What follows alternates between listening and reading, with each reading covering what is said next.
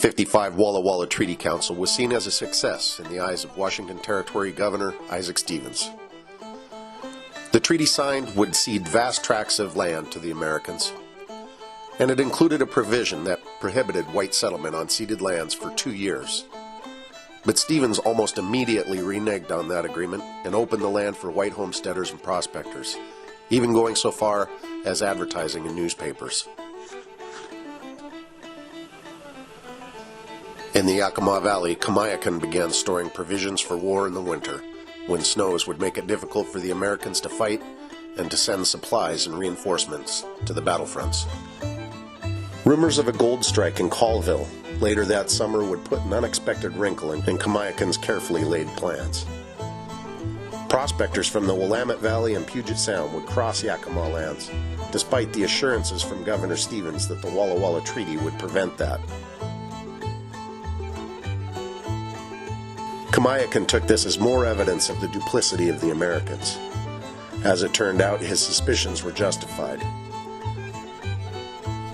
Upon returning from the treaty signing, Governor Stevens had told local newspapers that Indian lands were open for settlement until the treaties were ratified by the U.S. government, which he certainly knew could take years.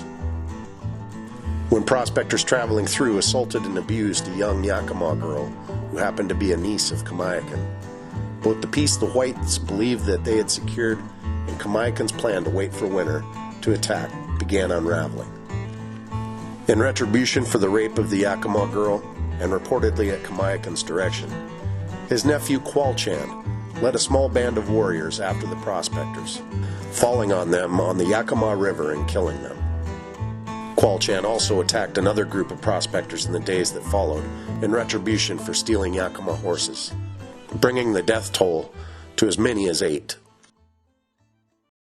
In mid-September, Andrew Bolon set out from the Dalles for Spokane, with the intent on meeting Governor Stevens, who would be returning from Missoula from the Hellgate Treaty negotiations.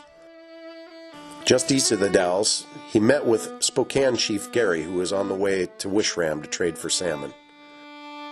Gary told him that prospectors who found gold in the Colville country had been killed by Qualchan. This news caused Bolon to abandon his plan to meet the governor, and he returned to the Dalles. Bolon's previous and arguably successful interactions with Kamiakin in the past led him to confidently set out alone to Yakama on horseback to investigate the deaths of the miners. It was a 60-mile journey to Kamiakin's camp at Ottanum Ridge, and that was where he intended to begin his investigation. Some early assumptions were that Yakama scouts likely saw the lone white man heading north and reported what they had seen to Kamiakin, and that Kamiakin dispatched Qualchan to kill Bolon, or that Kamiakin went himself to do the deed.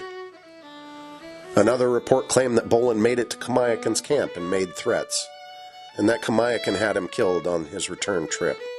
The account that Soulaille gave Lucullus McWhorter on 2 separate occasions many years later put those theories to rest. Bolon's first stop was at the lodge of Chief Shumaway, who was an old friend and Kamiakin's younger brother. Shumaway told Bolon that if he met with Kamiakin, he would most likely be killed on the spot. Bolon, duly convinced, abandoned his plan and turned back to the Dalles. On the trail leading up the north flank of Simcoe Mountain, Bolon caught up to a band of Yakama heading the same direction, and they were surprised when he came up from behind them. They were heading to Wishram to trade for salmon. The women in the group went on ahead, and Bolon rode with 6 Yakama warriors. The party actually had been led by a 7th man, a Klickitat chief named Watakan, who was Soulaille's father, but sometime prior to Bolon finding them, Watakan had gone off alone to hunt deer. In addition to 14-year-old Soulaille, the party consisted of Mosheil, a lesser chief who was the son of Shumaway. Bolon knew Mosheil, having met him at Yakama and at the Walla Walla for the Treaty Council earlier that summer. The two shook hands and exchanged greetings in the common Chinook jargon language. Bolon was invited to ride with them, but Mosheil told his companions in his native Sahaptian tongue, a language that he knew Bolon didn't understand, that this was the white man who had hung his relatives at Wallula. Historians have puzzled over what Mosheel might have been referring to. No hangings of Indians had taken place in Walla Walla country since the 5 Cayuse were hung 5 years earlier for the Whitman massacre.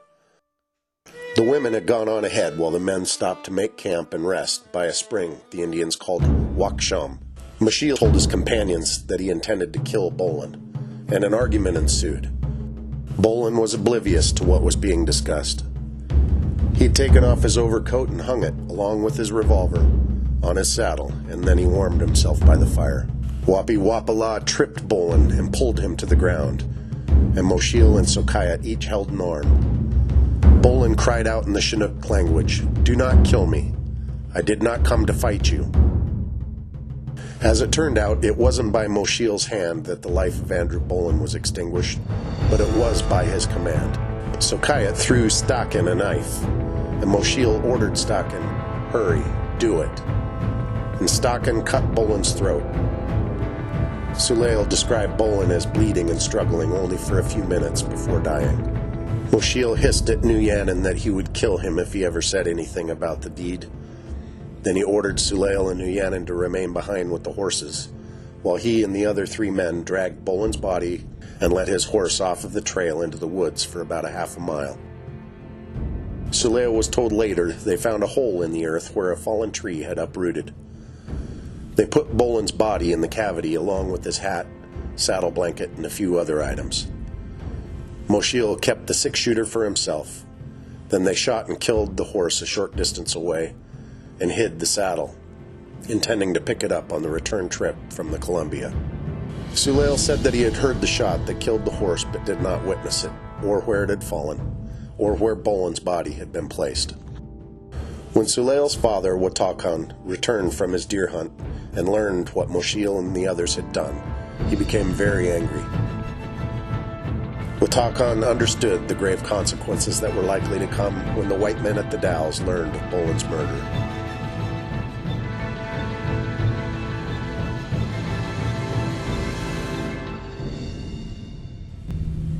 Watakan and Suleil broke off from the band and proceeded to the Dalles, where Suleil claims that he reported the killing to the soldiers there.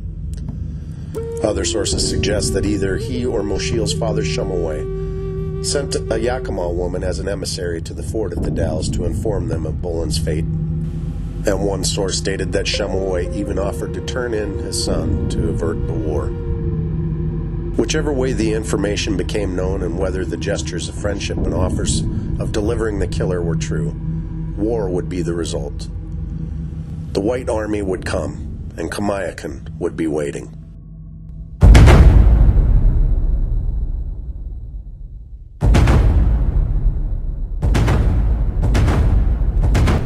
That Andrew Bolon was killed by Indians was known. His body was never found, and the details of his death were never known. But the murder demanded a response. Major Granville Haller was a busy man in 1855. He had just returned from a 1,700-mile, months-long campaign against the Bannock and Shoshone in Idaho. His men and his horses were exhausted after so much travel, but as soon as he arrived back at the Dalles, it was time to muster up again, this time to go into Yakama lands for the killing of Andrew Bolon. He left for the Yakama with a company of 102 men and a mountain howitzer. They crossed the Klickitat Valley and up and over the west flank of Simcoe Mountain and arrived at Toppenish Creek on October 5th, 1855. Scouts had determined that a few hundred warriors had gathered there, and Haller proceeded and engaged them. By nightfall, the number of warriors had swelled to 600. The fighting resumed at daybreak, and Haller maintained his position on the high ground, but his forces were mostly on foot, while his adversary was well mounted and continuing to grow in number. By nightfall of the next day, they had several wounded and killed, and he estimated 1,200 warriors had nearly encircled his position. He made the decision to beat a nighttime retreat back to the Dalles. His small troop fought a running battle the entire way, taking nearly 24 casualties and 5 dead, and they were forced to leave the howitzer behind. Thus began the Indian Wars, a resounding win for Kamiakin, and a demoralizing loss for the United States Army. Holler's company would regroup at the Dalles and reinforcements would soon arrive. And the Army readied companies of men at Fort Nisqually to march against the Yakama and Kamiakin. Nisqually Chiefs Leschi and his brother Kuyamouth sued for peace with acting Governor Mason, wanting a renegotiation of the treaty that was forced upon them the previous year. But with Governor Stevens and his party so far away in treaty negotiations in Montana, Mason's only terms were that Leschi and Kuyamouth stay out of the war and bring the Nisqually into reservations.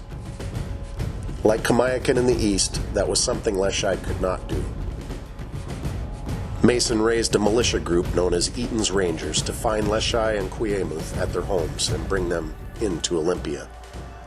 But word reached Leschi before they could be apprehended, and the brothers were not to be found in the Nisqually. With Confederates from the Puyallup, the Klickitat, Muckleshoot, and some Yakama joining the band of Nisqually warriors, Leschi gathered his forces near the White River.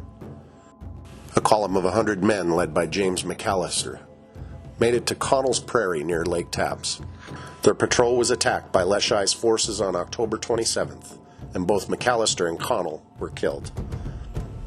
The following day, settlers along the White River were beset upon by Indians, and 9 men, women, and children were killed in what became known as the White River Massacre. 4 days later, Leschi's forces attacked and routed a vanguard of the army delivering messages to the governor from the battlefront in the Yakama Valley, and 2 more were killed. With Kamiakin continuing to stand his ground against the reinforced U.S. Army in the Yakama, and Leschi taking the fight to the Americans in the White River, the war was now underway on both sides of the Cascade Mountains, and the Confederated tribes had the Americans reeling, backpedaling, and suffering early defeats. But the war had only just begun.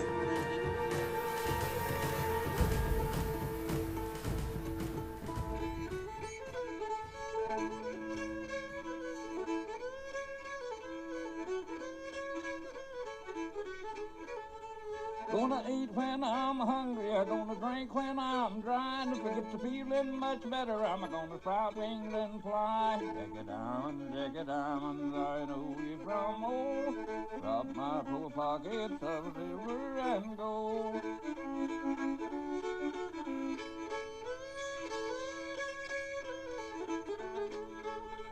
If the ocean was whiskey and I was a duck, I'd dive to the bottom, Lord, and never come up. But now the ocean's not whiskey, no, I ain't no duck. Just play they drunk hiccups and trust to my luck.